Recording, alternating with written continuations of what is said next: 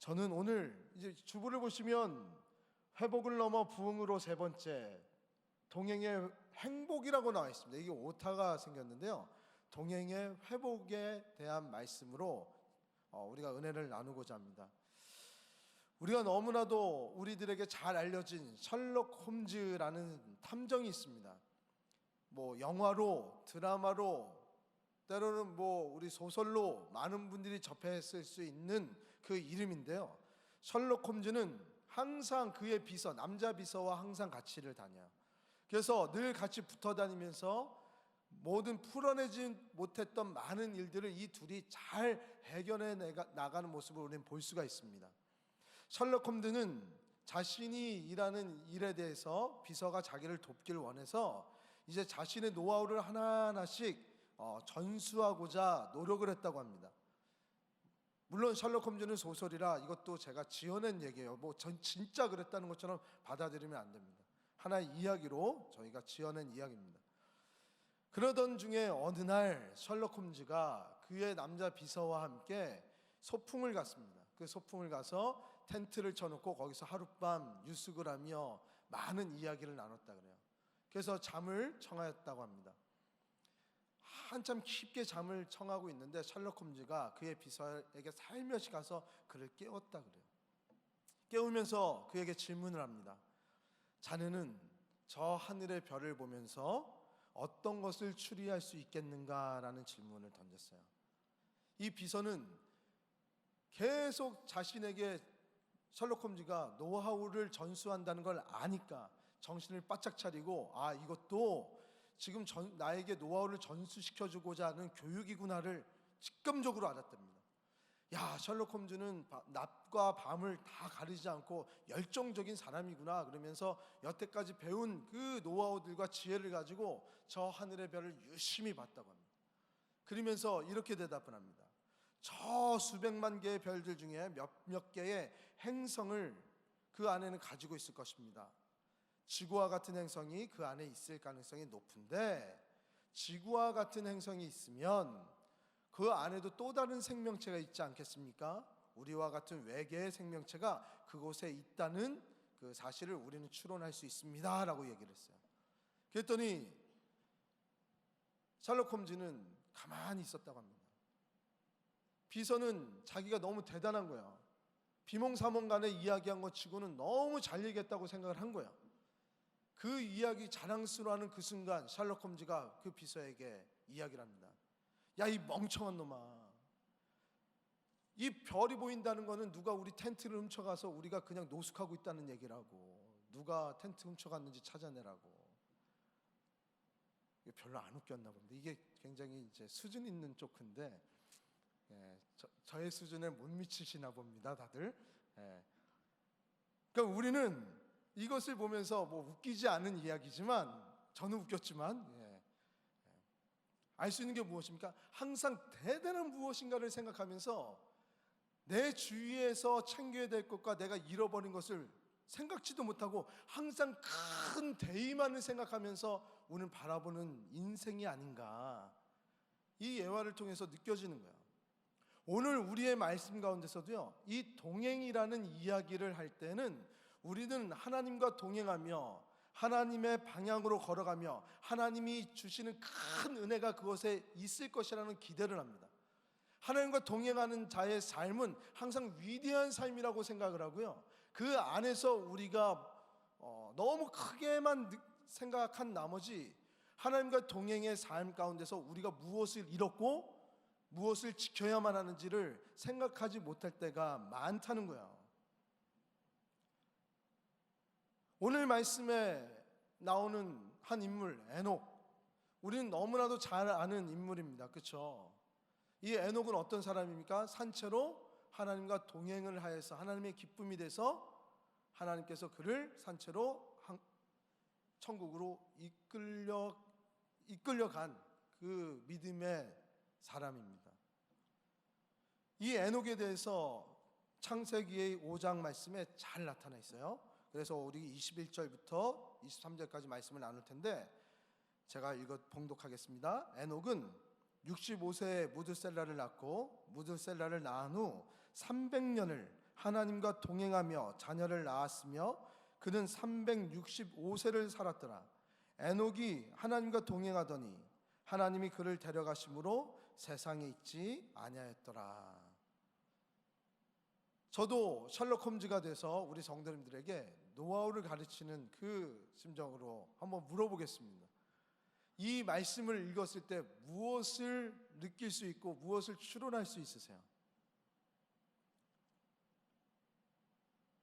우리가 제일 먼저 들어온 거는, 그래, 믿음의 사람 에녹은 하나님과 동행을 하여서, 그것도 300년 동안, 1년도 아니고 3년도 아니고 10년도 아니고 300년 동안 동행한 삶을 살았더니 하나님이 그를 데리고 천국으로 올라가셨구나. 그런 큰 사건을 우리는 떠올려주기 마련입니다.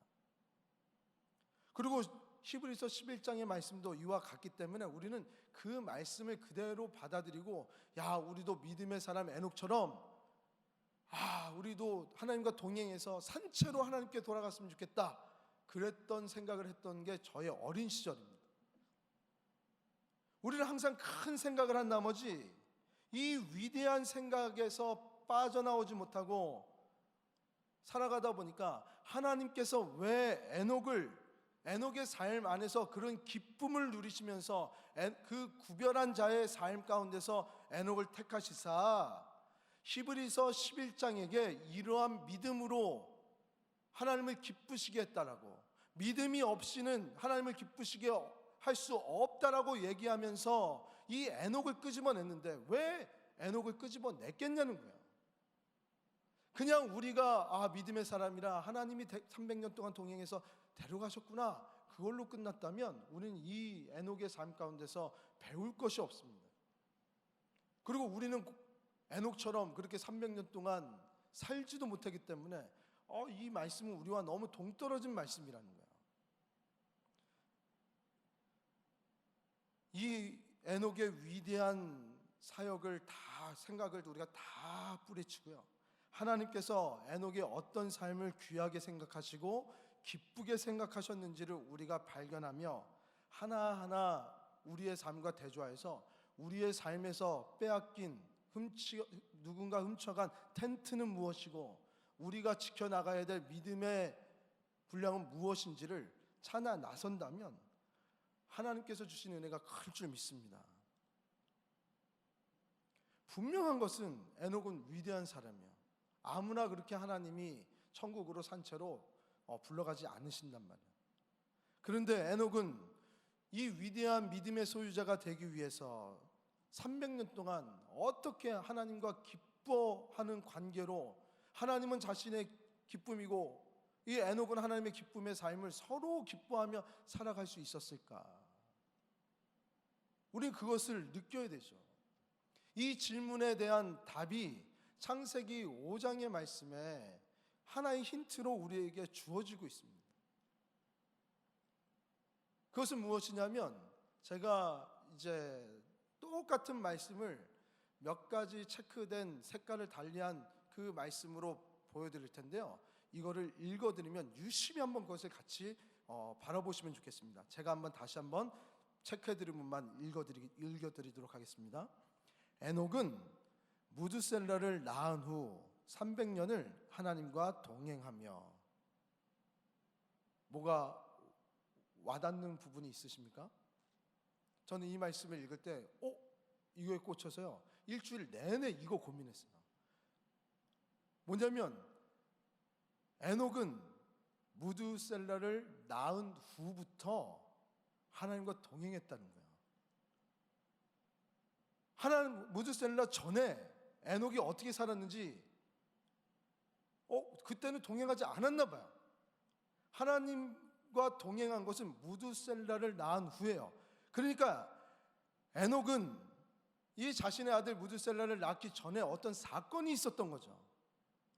그러니까 무드셀라를 낳기 전과 후에 무엇인가 변화된 삶이 에녹에게 있었다는 사실입니다. 우리가 그러면 이 에녹이 무드셀라를 낳기 전에 어떤 사건이 있었는가 예측을 해야 되잖아요. 어떤 일이 있었는지 우리는 찾아내야 되잖아요. 그 찾아낼 수 있는 말씀이 유다서 1장 14절에서부터 15절의 말씀이 있습니다. 제가 봉독해 드릴게요. 아담은 7대손 에녹이 이 사람들에 대하여 예언하여 이르되 보라 주께서 그 수많은 거룩한 자와 함께 임하셨으니 이는 뭇사람을 심판하사 모든 경건하지 않은 자가 경건하지 않게 행한 모든 경건하지 않은 일과 또 경건하지 않은 죄인들이 주를 거슬러 한 모든 완악한 말로 말미암아 그들을 정죄하려 하심이라 하였느니라라고 에녹이 계속 얘기를 했다는 거예요. 에녹은 인류 최초의 선지자였습니다. 선지자는 하나님의 계시를 받은 자야. 그 계시를 받아서 에녹은 그 사람들에게 계속 그 예언을 전파합니다. 어떤 전파요? 이제 경건하지 않은 죄인들은 하나님이 그들을 정죄할 것이라고, 심판을 이루실 거라고, 즉 세상에 종말이 올 거라는 것을 에녹은 이미 알았다는 겁니다. 그러니까 이 에녹은 이 계시를 받고 살아가던 중에 자신의 아이를 낳게 됩니다. 아들을 낳았어요. 이 계시가 너무나도 또렷하고 이 계시가 심판에 대한 계시다 보니까 이걸 잊지 말아야 돼요. 그래서 자신의 아들의 이름에 이 심판의 내용을 담고 싶었던 거예요. 그래서 그의 아들의 이름을 무엇이라고 얘기했냐면 무드셀라라고 전한 겁니다. 무드셀라는 히브리식 발음으로 메투셀라흐라는 단어입니다. 이 메투셀라흐라는 단어는 창을 던지는 사람이라는 뜻이야. 창을 던지는 사람이에요. 고대 시대, 그 당시 때, 에녹의 시대 때는 민족과 민족이, 부족과 부족이 전쟁을 치할 때 전쟁하는 방법이 우리와는 다릅니다.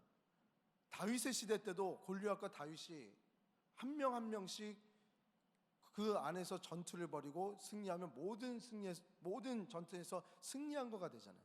이때도 그 모든 군대의 핵심은 창 던지는 사람이래요. 창을 잘 던지는 능력을 가지고 있는 그 사람을 보유한 군대는 강력한 군대였습니다. 그래서 창을 던지는 사람이 상대편에 창 던지는 사람을 죽이면 그 전쟁은 끝나는 거예요. 그리고 그 전쟁에서 승리를 얻어갑니다. 반대로 말하면요, 창 던지는 사람이 죽으면 전쟁이 끝나고 패배하게 되는 거예요. 그러면 자신의 아들 무드셀라를 창 던지는 사람이라 그래서 이 무드셀라가 죽으면 에녹은 알았던 거예요. 하나님의 심판이 올 것이라는 것을요. 무드셀라는 누구를 낳습니까? 라멕을 낳습니다. 라멕은 또 누구를 낳냐면 노아를 낳습니다. 우리 에녹은요, 그 당시 때는 너무 짧은 인생을 살았어요. 무드셀라는 인류에서 가장 오래된 삶을 살았습니다. 자신의 아들 라멕보다도 더 오래 살았고 노아의 때까지 같이 살았다가 실제로 무드셀라가 죽은 후에 노아의 홍수가 생겨나요. 에녹은 이미 무드셀라의 죽음 이후에 하나님의 심판이, 그 세상의 멸망이 있다는 것을 알았기 때문에 그 아들의 이름에서 그 신호를 보냈던 거예요. 알리고자 했던 거예요.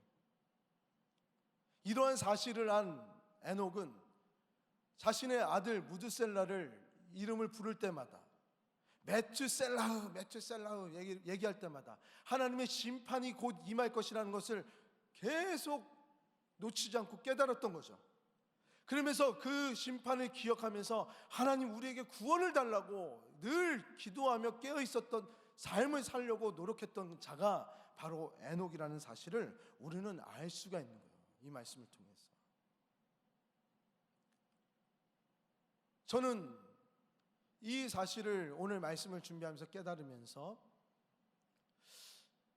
큰 은혜보다는 그렇게 에녹이 제가 그렇게 부럽지가 않더라고요. 왜냐하면 에녹의 삶은 심판이 있을 것이라는, 멸망이 있을 것이라는 것을 알았고 그 두려움에 벌벌벌 떨면서 이 심판을 멸하게 해달라고, 벗어나게 해달라고, 구원해달라고 맨날 하나님 앞에 구걸하며 살아가는 것처럼 보여지는 거예요. 처음에 이 말씀을 접해보니까 매번 매일 심판을 기억하면서 두려워하면서 하루하루 살아간다는 것이 얼마나 불행한 삶입니까? 근데 오늘 말씀은 그 삶이 불행하지 않다 얘기하고 하나님의 기쁨이고 또한 하나님도 우리 에녹의 기쁨이 되어줬어요. 그리고 하나님께서 그 믿음을 가진 자에게 상을 베풀어 주신다고 오늘 6절의 말씀에 또 말씀하고 있단 말이에요. 그러니까 에녹은 이미 상을 많이 받은 자예요. 제가 생각했던 것과 같이 막 두려움에 떨면서 살아가지 않았을 것이라는 거예요. 그럼 에녹은 어떤 삶을 살았을까? 하나님과 동행하는 삶은 과연 어떤 삶의 모습을 보여야 되는 것인가? 이 에녹의 말씀에서는 우리가 한 가지 알 수 있는 거죠. 유다서를 통해서는 그 말씀을, 그 경고를 계속 전파하며 살았어요. 그냥 동행했던 삶이 아닙니다. 그는 부단히 그 말씀을 증거하며 경건한 자를 찾으며 살아갔던 자예요. 그럼 또 어떤 삶을 살았을까 고민하다가 하나님과 동행했던 사건을 한번 살펴보자. 그러면 에녹도 그때와 같이 하나님의 동행함이 있다면 그와 같은 은혜를 가지고 살아가지 않았을까 고민하면서 제일 먼저 떠올렸던 게 뭐냐면 바로 출애굽입니다. 하나님께서는 이스라엘 백성들을 애굽 땅에서 노역하며 노예 생활을 하는 그들을 불쌍히 여겨 주셔서 그 죄에서 건져 주셔서 구원을 일으켜 주셨어요. 그래서 어디로 이끄셨죠? 가나안으로 바로 이끄셨습니까? 아니죠. 광야로 이끄셨어요. 저는 우리 성도님에게 이거를 한번 여쭤보고 싶은 거예요. 그래서 이스라엘 백성들이 그럼 과연 하나님 앞에 구원을 받았는데 이스라엘 백성들이 구원을 받았다는 것은 광야로 나갔을 때 이미 구원을 받았을까요? 아니면 가나안 땅으로 들어갔을 때 모든 구원이 이루어졌던 걸까요? 출애굽 순간에 구원이 이루어졌다? 아니다. 뭐라고 생각하십니까? 이스라엘 백성들은 광야로 나올 때 이미 구원을 받은 자들이죠. 반드시 하나님은 구원의 여정 속에서 동행이라는 것을 가지고 함께 하심을 보여주고 계세요. 그건 어디나 마찬가지입니다. 하나님의 동행함은요, 구원의 역사가 이루어진 다음에 하나님께서 동행해 주세요. 잘 생각해 보시면 가나안 땅까지 가서 모든 환경이 다 주어졌을 때 구원받은 게 아니고요, 이미 애굽에서 벗어나기 전부터 하나님이 그들을 구원하고자 작정했던 그 순간부터 이스라엘 백성들은 구원을 받은 거예요. 그래서 제일 먼저 했던 게 무엇입니까? 유월절에 어린 양의 피로 말미암아 그 문설주에 바른 가정은 구원을 받고 그렇지 않은 자들은 다 장자가 다 죽었어요. 그것을 알려주셔서 홍해를 건너게 하셨단 말이에요. 그래서 제가 우리 지은숙교회 와서 처음 와서 이 광야의 생활에 대해서 설교를 할 때 광야는 축복이라고 말씀을 드렸어요. 하나님과 동행하는 삶. 그러니까 이스라엘 백성들은 이미 광야에서 구원의 삶을 살았고 하나님과 동행함으로 그 민족을 이루며 광야 생활을 할 수 있었다는 것입니다. 그런데 그 구원받은 자의 삶이 어떤지 한번 제가 소개시켜드리면 참 가슴 답답한 삶을 살았습니다. 그들은 구름 기둥이 움직이면 움직였고요, 구름 기둥이 쓰면 그냥 서졌어요. 민수기 9장 21절부터 23절까지의 말씀입니다. 혹시 구름이 저녁부터 아침까지 있다가 아침에 그 구름이 떠오를 때에는 그들이 행진하였고 구름이 밤낮 있다가 떠오르면 곧 행진하였으며 이틀이든지 한 달이든지 1년이든지 구름이 성막 위에 머물러 있을 동안에는 이스라엘 자손이 진영에 머물고 행진하지 아니하다가 떠오르면 행진하였으니 곧 그들이 여호와의 명령을 따라 진을 치며 여호와의 명령을 따라 행진하고 또 모세를 통하여 이르신 여호와의 명령을 따라 여호와의 책임을 지켰더라. 여기서 보여지는 것은 구름 기둥이 서 있으면 이틀이든지 3일이든지 한 달이든지 1년이든지 그냥 서 있었고요. 그리고 여기서 또 하나 말씀하시는 것은 여호와의 명령을 따르는 겁니다. 여호와의 명령을 따르는 사인이 무엇입니까? 구름 기둥이었어요. 지금으로 말하면 말씀이죠. 이스라엘 백성들은 정말 한번 잘 생각해 보세요. 얼마나 답답했을까. 그냥 구름이 떠 있으면, 그냥 서 있으면 그냥 서 있는 거예요. 이틀이든 한 달이든 1년이든 그 이유도 몰라요. 왜 우리가 가만히 있어야 되는지 물어보면 아무도 얘기를 안 해줘요. 그러면서 어르신들이 얘기하죠. 저 구름 기둥이 성막에 서 있기 때문에 우리는 가는 거 아니야. 그럼 젊은이들은 얘기할 거예요. 왜 저 기름 기둥이 서 있으면 우리는 못 갑니까? 우리에게 의지가 있는데 우리 갑시다. 저 같은 성향의 사람은 굉장히 제가 궁금한 게 많고 그러거든요. 뛰쳐나갔을 거예요. 아마 저희 딸이 요번 학교에서 MBTI를 했나 봐요. 그러면서 아빠는 MBTI 성향이 뭐야? 그럼 저는 이전 교회 원서를 쓸 때 인터뷰를 할 때 MBTI도 다 시험을 쳤거든요. 저는. 그러니까 저는 제 거를 알아요. 뭐냐면 저는 ENFJ예요. E는 뭐냐면 외향적이고요, 직관적이고요, 감성적이고, 그 다음에 판단력이 좋다는, 판단력으로 움직이는 거예요. 그러니까 진행 하나하나 이루어지는 게 절차를 굉장히 좋아하는 거예요. 편안해하는 거예요. 그러니까 이 성향은 전 세계 2%밖에 없다 그래요. 그리고 한국에서는 인정받기 어려운 성향이라 그래요. 왜냐하면 나쁘게 말하면 우유부단. 우유부단한, 왜 우유부단이냐면 내 일이 아닌데도 다 해줘요. 저는 여기저기 다 합니다. 그리고 거절을 못해요. 맞아요. 저는 제 사역도 거절 못해서 얼마나 많이 끌려다녔는지 몰라요. 제가 이전 교회에 있을 때 계속 끌려다녔고, 미국에 있을 때도 파트 목사인데 계속 풀타임처럼 일하고 그냥 여기저기 끌려가고 막 거기서 기뻐하고, 근데 제 거를 못 챙겨요. 저는. 그러니까 대한민국에서 살아남기 어려운 성향이래요. 조직 생활을 하기 어려운, 그리고 창의적이요.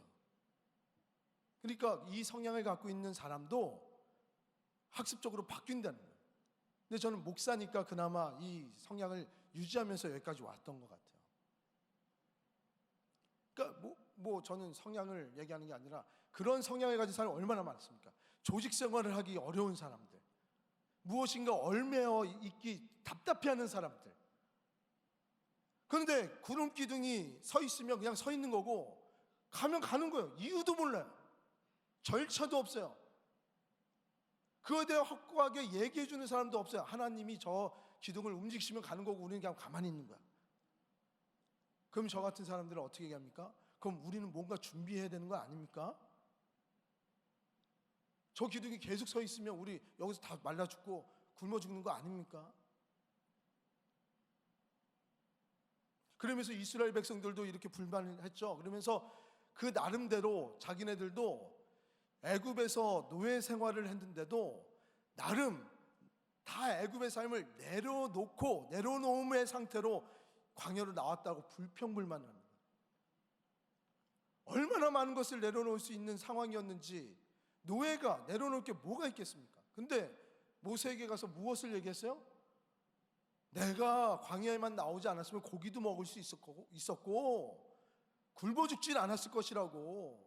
내가 이 모든 것을 다 내려놓고 여기서 지금 하는데 이게 뭐냐고 이러쿵 저러쿵 막 얘기한 거 아닙니까? 그런데 우리 성도님들 얼마나 더 많이 내려놓고 오늘 이 예배에 오셨어요. 많은 것을 희생하면서 하나님을 예배하고 이 신앙을 지켜나가고 있는 거 아닙니까? 그러니까 우리는 더 많은 것을 이야기할 수 있죠.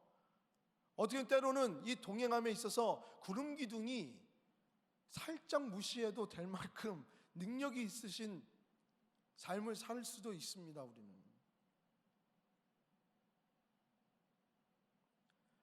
하지만 우리가 이 광야 생활을 통해서 알 수 있는 것은요, 하나님께서 이 광야 생활을 구원을 이루셔서 하나님이 동행하셨고 그들을 훈련시켰다는 것을 우리는 알고 있습니다. 무엇을 훈련시켰습니까? 하나님의 말씀에 순종하여 하나님과 동행하는 강력한 훈련을 광야에서 시키셨잖아요. 하나님께서는 이렇게 하나님의 백성인 이스라엘을 광야 생활 속에서 강력한 훈련을 시키셨는데 왜 그들을 이렇게 강력하게 훈련시키셨어요? 무슨 이유 때문에? 아무 이유 없이 훈련시켰습니까? 아니죠. 다 아시다시피 가나안 땅에서 하나님과 동행하며 살기 위해서, 하나님의 백성으로. 맞습니다. 근데 더 근본적인 것은 하나님의 구원을 이루기 위해서요.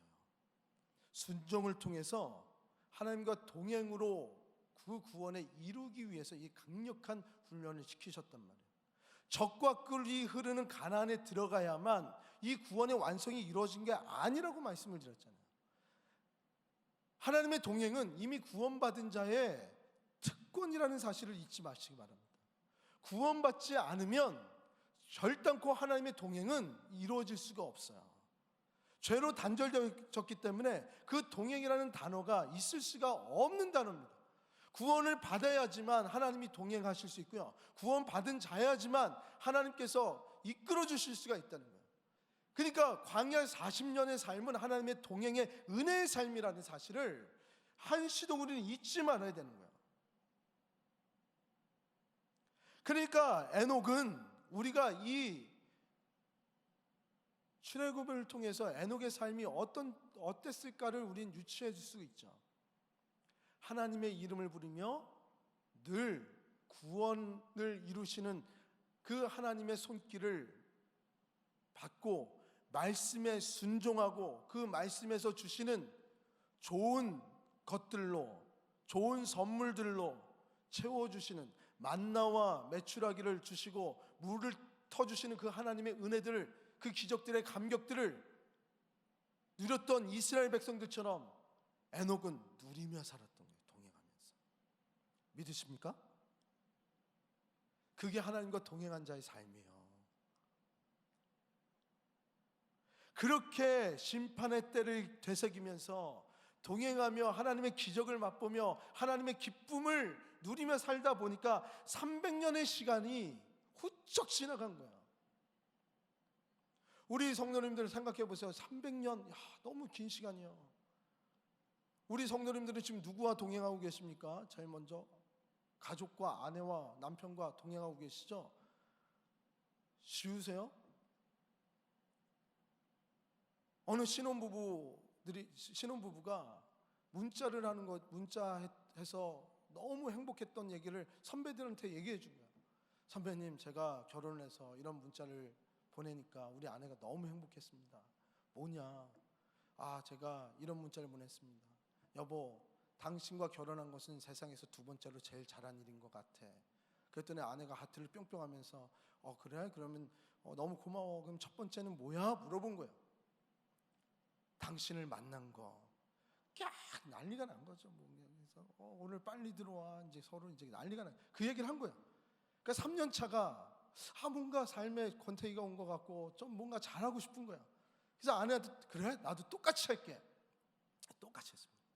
여보, 뜬금없이 당신과 결혼한 것을 내가 세상에서 제일 두 번째로 잘한 것 같아. 그때 아내가 뭐라 그런 줄 아십니까? 첫 번째는 누구야? 어떤 년이야? 그게 아닌데? 아니고 그 첫 번째는 그랬더니 말 제대로 해라. 그래서 포기했답니다. 10년 차는 어떻게 되는지 아세요? 여보, 당신을 만난 게 내 인생에서 두 번째로 잘한 일이야. 그 문자를 보냈습니다. 그랬더니 아내가 또 문자를 보내요. 강아지 사진과 함께 우리 백구 오늘 주사 맞아. 그래서 또 포기하지 않았어요. 첫 번째는 당신과 만난 게 첫 번째로 잘한 일인 것 같아. 그랬더니 또 문자가 바로 왔어요. 여보, 병원에 오니까 엄마들이 다 명품백을 하고 있대. 빨리 들어와. 자기가 이야기하고 싶은 것만 이야기하는 거예요.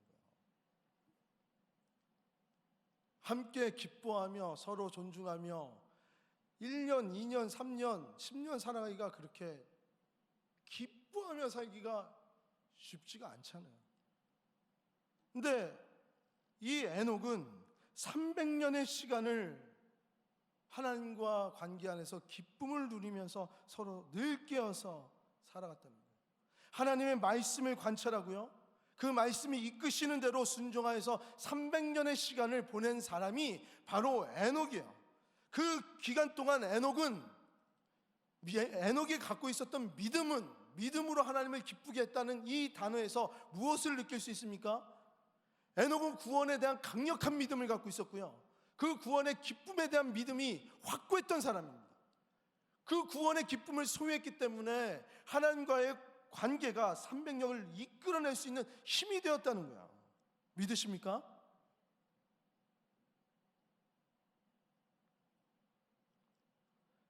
에녹은 무드셀라의 이름을 이야기하면서 두려워하며 살지 않았던 것 같아요. 걱정하며 살지 않았어요. 무드셀라, 메투셀라를 얘기할 때마다 곧 종말이 올 것인데, 이 종말 가운데서 하나님이 우리를 구원해 주심을 늘 감사하며 오늘도 나의 삶 가운데서 구원을 이루시는 하나님을 찬양하며 하나님께서 베풀어 주신 귀한 상들을 누리며 하루하루를 살아갔던 그 기쁨이 있었던 삶을 살아가겠던 거예요. 그러니까 무드셀라는 에녹은 그 어디나 하늘나라가 된 거예요. 하나님과 동행할 때. 이스라엘 백성도 광야에 있든 가나안에 있든 그 환경에 상관없이 그 어디나 하늘나라가 될 수 있었던 거예요. 잘 보세요. 에녹은 그 당시 때 그렇게 오래 산 사람이 아닙니다. 인생의 절반밖에 살지 못했어요. 700세, 800세까지 살았던 그때에 300 몇 세밖에 못 살았던 사람입니다. 왜요? 산채로 하나님 앞에 들어올려졌으니까. 근데 무드셀라는 어떤 사람이요? 최장수의 삶을 살았던 사람입니다. 왜요? 그 사명이 있었기 때문에. 근데 에녹은 그 사명을 다했죠. 어떤 사명이요? 하나님과 동행하며 하나님의 기쁨의 삶을 살았던 거예요. 천국의 삶이 이 땅의 삶과 똑같은 삶을 살았던 거예요. 이 에녹은 연수랑 상관없이 하나님은 이 땅에서 모든 사명을 다한 이들을 저 천국으로 이끌어 가시잖아요. 아멘? 모든 생명의 주관자 되신 하나님이시잖아요. 그러니까 천국의 삶과 이 세상의 삶이 똑같다 보니까 하나님은 산채로 그를 데리고 가셨어요. 별반 다른 게 없어요. 근데 우리는 그것을 위대한 삶이라 그래요. 그렇죠? 산채로 하나님께 올려준 바 된 건 너무 위대하죠. 근데 그의 삶이 위대합니까? 어떤 큰 역할을 했어요? 아니에요. 그는 그냥 하루하루 하나님의 계시를 받아서 그 계시 안에서 하나님의 구원을 이루기 위해서 그냥 하루하루 최선을 다하며 하나님과 동행한 삶을 살았던 자예요. 그냥 어떻게 보면 너무 허무한 인생이에요. 너무 빨리 이 세상에서 부르심을 받은 사람이요. 우리는 여기서 위대한 인생, 위대한 믿음의 소유자가 무엇인지를 깨닫을 수가 있어요. 목사가 돼서 어떤 큰 위대한 일을 이뤄냈다. 그것이 위대한 일이다. 하나님 볼 때 아니에요. 성도로서, 목회자로서 오늘 내가 하나님의 백성으로서 하나님과 동행하며 그 구원을 이루어내는 것이 이 인생에서 최고의 사명이고 최고의 믿음의 위대한 삶을 살아가는 자라고 오늘 에녹을 통해서 우리 성도님들에게 말씀하고 있다는 거예요. 믿으십니까? 우리의 위대한 것은 우리의 교회의 가장 큰 사명, 위대한 사명은 우리 성도님들로 인해서 매 순간순간마다 이 믿음으로 말미암아 구원의 기쁨을 누리고, 내가 왜 어떤 면에서 구원을 받아 오늘 이 자리에 나와서 예배를 드리고 하나님 앞에 찬양을 드리는지를 매 순간순간마다 알게 하는 것이 우리 교회 최고의 사역이요 사명이라는 거예요. 그거 없이는 하나님을 기쁘시게 할 수가 없어요. 하나님이 어떨 때 제일 기뻐하십니까? 하나님은 자신의 백성과 함께 자신의 자녀가 되어서 동행하고 함께 대화를 나눌 때, 그 법대로 같이 살아가면서 참된 그 교제의 끈을 놓지 않고 살아갈 때 하나님은 제일 기뻐하시죠. 주의 백성들이, 죄인들이 주님에게 돌아올 때 주님이 기뻐하시잖아요. 근데 우리는 어떤 위대한 일을 해야지만, 큰 일을 해야지만 하나님이 기뻐하신다라고 생각하죠. 그건 따르는 상이에요. 하나님이 기뻐하시는 자들에게는 상을 베푸신다 그랬잖아요. 그거는 따르는 그냥 조그만 부수적인 상인 거야.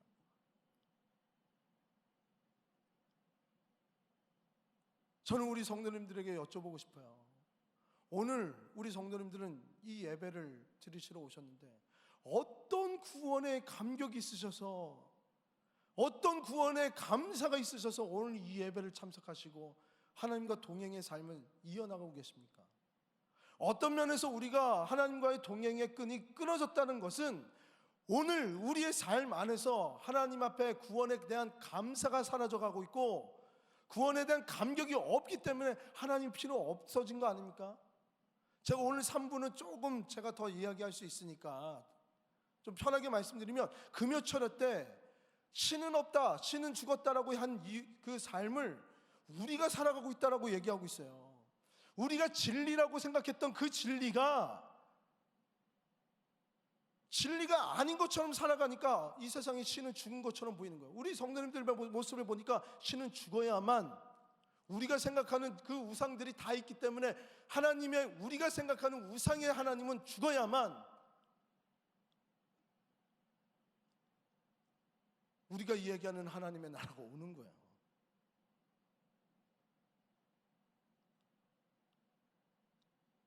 하나님의 마음은 함께 동행이에요. 함께 이끄시며.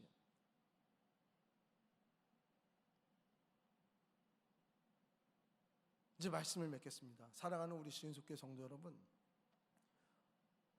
구원을 받아서 어떠한 위대한 일을 행해야 우리가 사명자다 생각하지 마세요. 오늘 이 자리에서 하나님과 동행함을 이루어내며 하루도 하나님 앞에서 떠나지 않고 매 순간 구원을 이루고 구원에 갈급하여서 하나님이 주시는 그 놀라우신 상급을 가지고 기뻐하며 살아가는 것이 우리 인생에서의 최고의 사명이요, 가장 위대한 일이라는 거예요. 아멘. 우리의 불확실한 미래를 우리가 믿고 있는 이 진리를 통해서 증명해내며 매 순간순간마다 구원을 이루는 삶을 살아가야지 하나님이 우리 가운데 존재하는 것이지, 하나님이 있다라는 생각을 가지고 우리의 허상의 하나님을 만들며 살아가면 안 된다는 거예요.